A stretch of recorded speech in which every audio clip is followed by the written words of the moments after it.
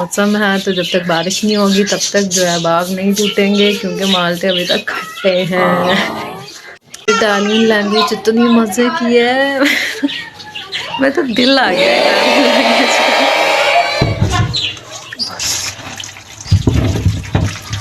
ओ इतना ठंडा पानी। टू को कहते हैं डू, थ्री को कहते हैं त्रे, फोर को कहते हैं क्वात्रो, फाइव को कहते हैं। वो डिफरेंट लैंग्वेजेस सीखें, डिफरेंट कोर्सेज ऑनलाइन होते हैं, फ्री में होते हैं यार।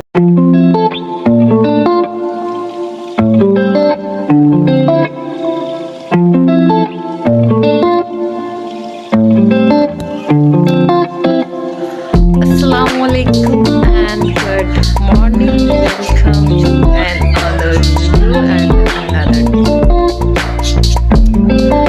मैं जब सुबह उठी थी तो इतनी शदीद ठंड थी, ज़्यादा ठंड थी। फिर उसके बाद आहिस्ता आहिस्ता जो है खत्म हुई और मौसम बिल्कुल साफ सुथरा हो गया।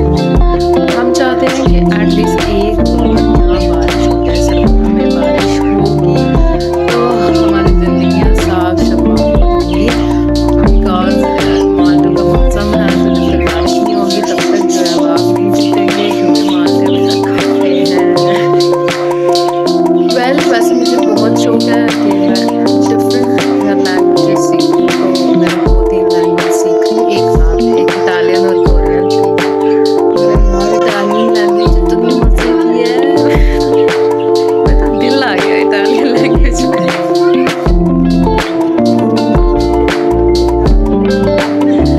मतलब कोरियन लैंग्वेज के नस्बत इटालियन लैंग्वेज ज़्यादा अच्छा है। तो ये मैं बता रही हूँ कल से ये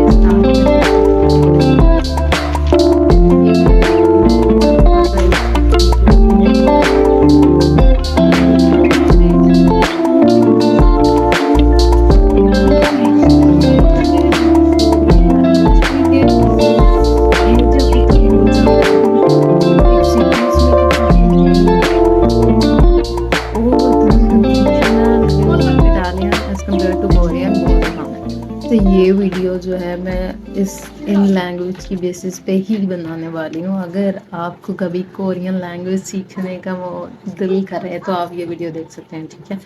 सबसे पहले हमें मतलब अल्फ़ाबेट्स की ही बात आती है कि भाई अल्फ़ाबेट्स, क्योंकि सबकी प्रोनाउंसिएशन अलग होती है और राइटिंग स्टाइल सबका जो है हर लैंग्वेज में अलग होता है। तो सबसे पहले हम बात कर लेते हैं अल्फ़ाबेट्स की कि कोरियन लैंग्वेज में अल्फ़ाबेट्स को किस तरह से प्रोनाउंस किया जाता है और वोवल्स क्या होते हैं और किस तरह के कितने टाइप के और इनको कैसे लिखा जाता है। ये बहुत मुश्किल है। सो 1 2 3 गेट रेडी। ओ इतना ठंडा पानी। Oh it's okay.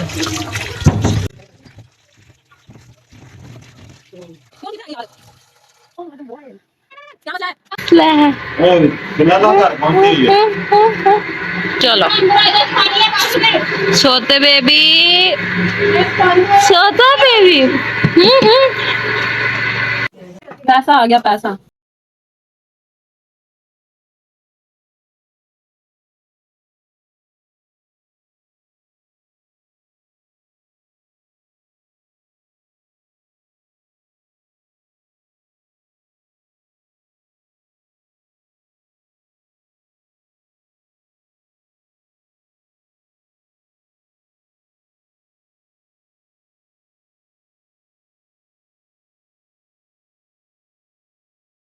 जो सोचा होता है वो प्लान किया होता है ना, वो बिल्कुल नहीं होता और मेरे साथ तो ऐसा कुछ भी नहीं होता। मैंने सोचा था कि जो इटालियन की जो चीज़ें मैंने लर्न की हैं वो मैं आपको भी बताऊं, लेकिन मतलब कोरियन लैंग्वेज के बारे में, अल्फ़ाबेट्स के बारे में।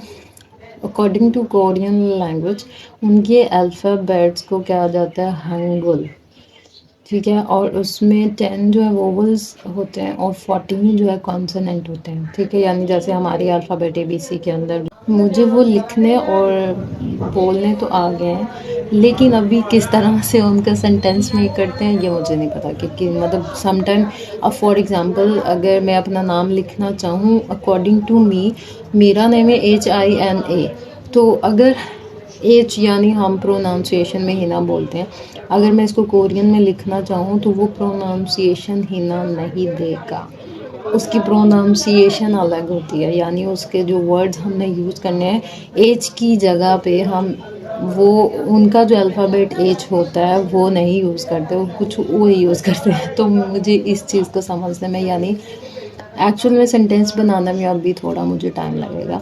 अभी मैंने सिर्फ उनके अल्फ़ाबेट्स सीखे हैं कि कैसे लिखते हैं, कैसे प्रोनाउंसिएट करते हैं, और उनकी जो काउंटिंग होती है 1 to 10 तक वो सीखिए। तो मैं आप लोगों को जो है 1 to 10 तक जो उनकी काउंटिंग होती है वो कैसे लिखते हैं और कैसे प्रोनाउंसिएट करते हैं वो बताती हूँ, इटालियन भी और कोरियन भी। ओके, तो सबसे पहले जो है इटालियन और कोरियन 1 जो है वो कैसे लिखते हैं मैं आपको, इसको लिखते हैं UNO,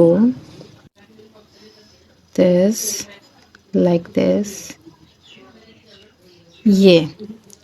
अब देखो दोनों में कितना डिफरेंस है, और सेम इसी तरह से जो है इनके प्रोनाउंसिएशन में भी डिफरेंस है।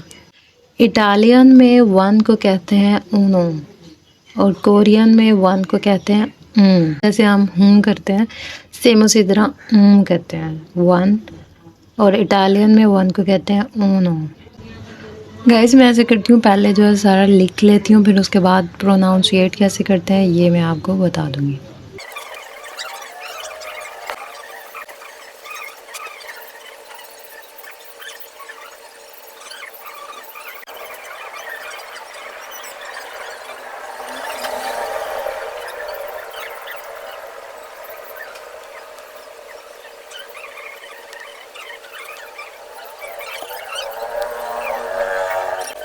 ओके, तो ये मैंने लिख दिया। वैसे आपको भी इसकी समझ नहीं आएगी क्योंकि ये अल्फ़ाबेट यूज़ किया हुआ, तो अल्फ़ाबेट आपको तब तक नहीं समझ आएगी जब तक जो है वो आपने सीखे नहीं होंगे और आपको पता नहीं होगा कि ये अल्फ़ाबेट है कौन सा। लेकिन सिर्फ इसके प्रोनाउंसिएशन मैं बताने वाली हूँ, ठीक है। इटालियन में 1 को कहते हैं उनो, और 2 को कहते हैं दू ए, और 3 को कहते हैं त्रे, 4 को कहते हैं क्वात्रो, 5 को कहते हैं चिनक्यूए, CHIN आता है यहाँ पे, चिनक्यूए, मतलब प्रोनाउंसिएशन में चिनक्यूए आता है। 6 को कहते हैं साई, 7 को कहते हैं साते, 8 को कहते हैं ओतो, 9 को कहते हैं नोवे, एंड 10 को कहते हैं ची कहते हैं, ये CHE दी ए ची। अगर हम बात करें कोरियन की, तो कोरियन में 1 को कहते हैं 2 को कहते हैं ई, 3 को कहते हैं सम, 4 को कहते हैं सा, 5 को कहते हैं ऊ, 6 को कहते हैं यू, 7 को कहते हैं छी। वाह, व्हाट इज़ दिस, हाँ छी ही कहते हैं सच में। 8 को कहते हैं भा ये, ठीक है। और 9 को कहते हैं खू, और 10 को कहते हैं चीब। देखा इनकी कितनी मुश्किल प्रोनाउंसिएशन है, लिटरली पे बहुत मुश्किल है, और इनकी ABC इससे ज़्यादा मुश्किल है। मुझे लगता है इटालियन की निस्बत कोरियन की निस्बत इटालियन ज़्यादा इजी, जल्दी से मैं सीख होप कि आपको भी इटालियन ही ज़्यादा आसान लगी होगी, ठीक है। इटालियन में 1 को कहते हैं उनो, 2 को कहते हैं दूए, 3 को कहते हैं त्रे, 4 को कहते हैं क्वात्रो, 5 को कहते हैं चिनक्यूए, 6 को कहते हैं sei, 7 को कहते हैं साते, 8 को कहते हैं ओतो, 9 को कहते हैं नोवो, एंड 10 को कहते हैं डी-ए-ची।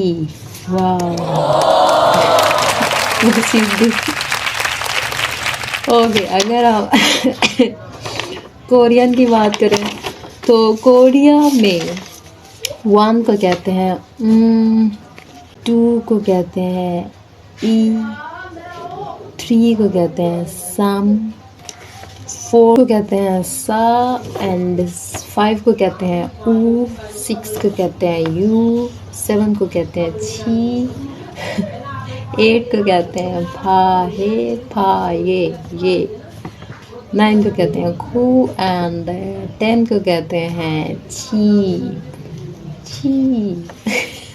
सबसे बुरा मुझे वर्ड लगा है 7, लाइक छी।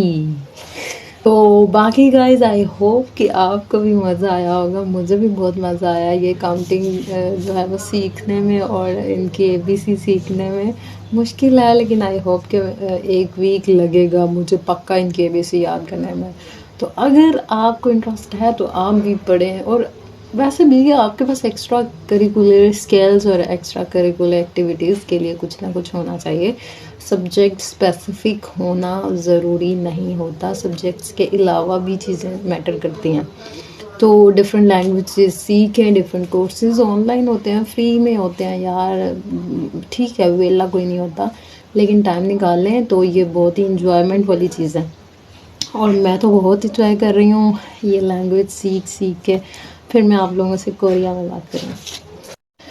तो आज के लिए इतना ही, बाकी कल जो है मैं कुछ नया सीखूंगी तो आपसे ज़रूर जो है वो मैं कोरिया में बात करूंगी। तब तक के लिए अपना ख्याल रखिए, दुआओं में याद रखिए। अल्लाह हाफिज़।